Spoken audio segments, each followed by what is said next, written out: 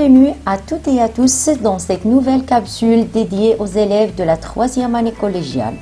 Aujourd'hui, je vous propose une leçon de grammaire hyper importante. Donc, je vous demande de bien vous concentrer. Vous êtes prêts? C'est parti! Donc, la première des choses par laquelle nous allons commencer, c'est définir d'abord c'est quoi la concession. Eh bien, la concession met en relation deux faits contradictoires et logiquement incompatibles. Donc, met en relation deux faits contradictoires, c'est-à-dire deux faits opposés et logiquement incompatibles. L'incompatibilité, c'est-à-dire qu'ils ne vont pas ensemble. Prenons à titre d'exemple la phrase suivante. Bien que la démonstration soit logique, le résultat final est faux. Donc, dans cette phrase, on a deux faits qui sont contradictoires, qui sont opposés. Le premier fait, c'est que la démonstration est logique. Normalement, le fait auquel on s'attendait, c'est que le résultat soit, bien sûr, juste, chose qui n'a pas été produite. Alors, on a l'inverse. C'est justement ce qu'on appelle la concession. Donc, on a le premier fait, son résultat lui est totalement opposé. Donc, le fait numéro 2 est contradictoire au premier fait. Donc, c'est la concession.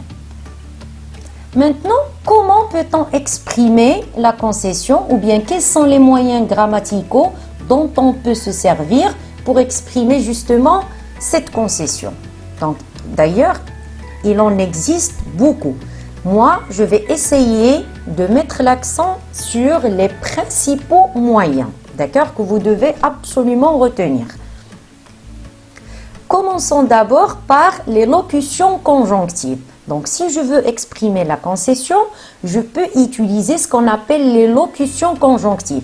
Une locution, c'est-à-dire une expression, un ensemble de mots.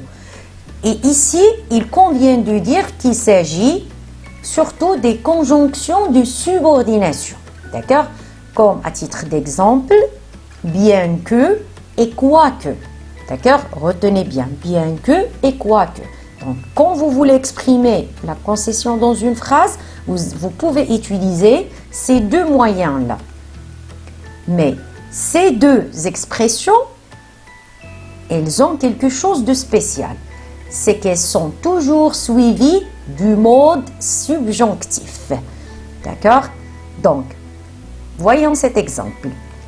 Quoi que tu fasses pour eux, ils ne te seraient jamais reconnaissants.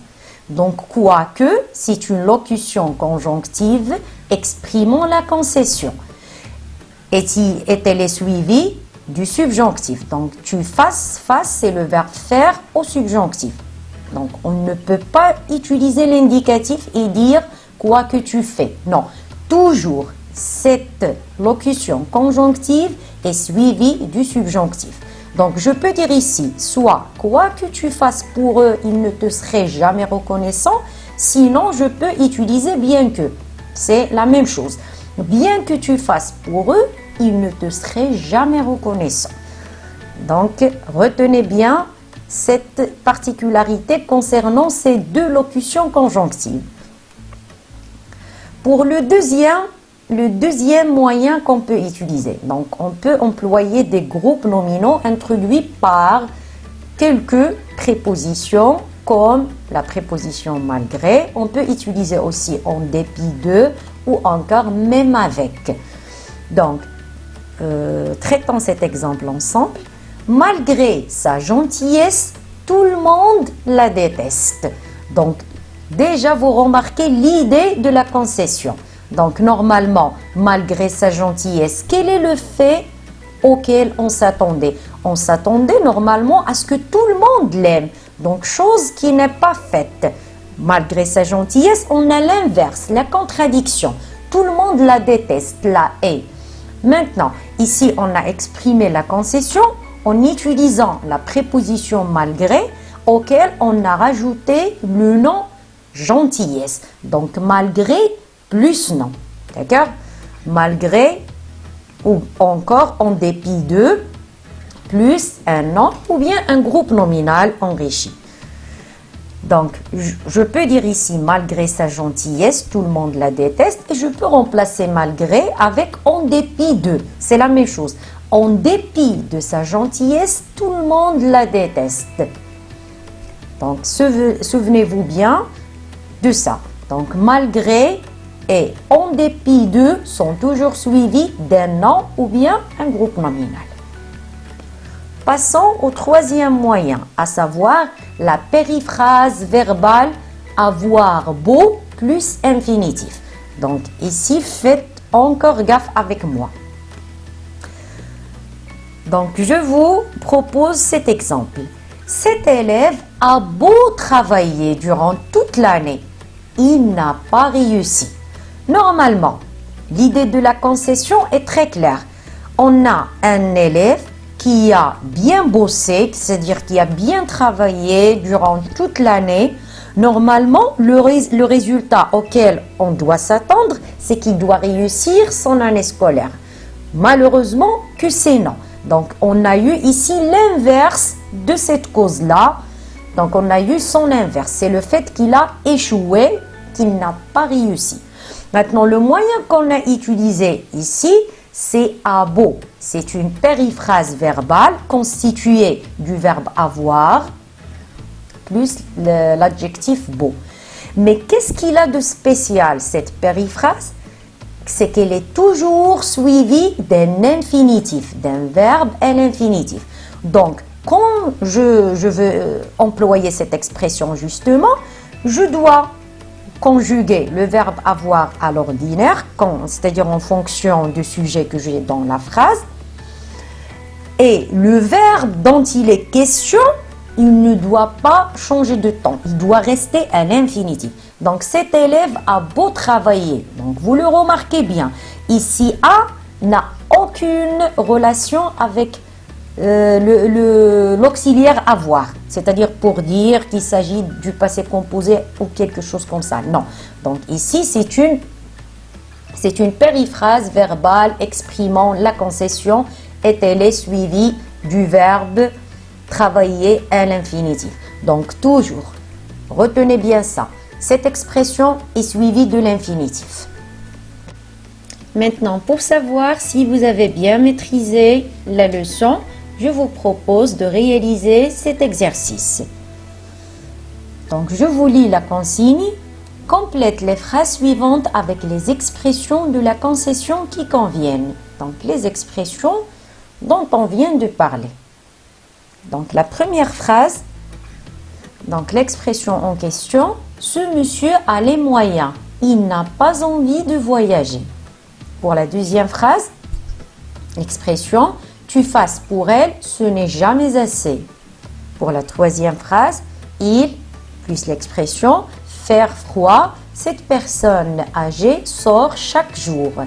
Et la dernière phrase, elle a travaillé toute la journée, l'expression il soit malade. Maintenant, donc n'oubliez pas bien sûr de faire pause à la vidéo, travailler l'exercice à tête reposée, puis reprendrez la lecture. Pour la correction, vous devez savoir comment travailler l'exercice. Vous devez être intelligent dans votre façon de travailler les exercices. Par exemple, pour la première phrase, je vais lire la phrase. Ce monsieur a les moyens, il n'a pas envie de voyager. Donc, on a ici, grammaticalement, un groupe nominal. Donc, ce plus indéterminant plus non, un groupe nominal. Donc, je vais voir dans les expressions que je viens de vous citer, laquelle va avec le groupe nominal et le nom. Très bien. Donc, on peut dire malgré ou bien en dépit que, ou même on peut utiliser une expression très simple que je ne vous ai pas citée, mais on l'emploie toujours et très souvent à l'oral. C'est l'expression même si. Donc, même si ce monsieur a les moyens, pourtant, il n'a pas envie de voyager. Donc, même si ce monsieur a les moyens, il n'a pas envie de voyager.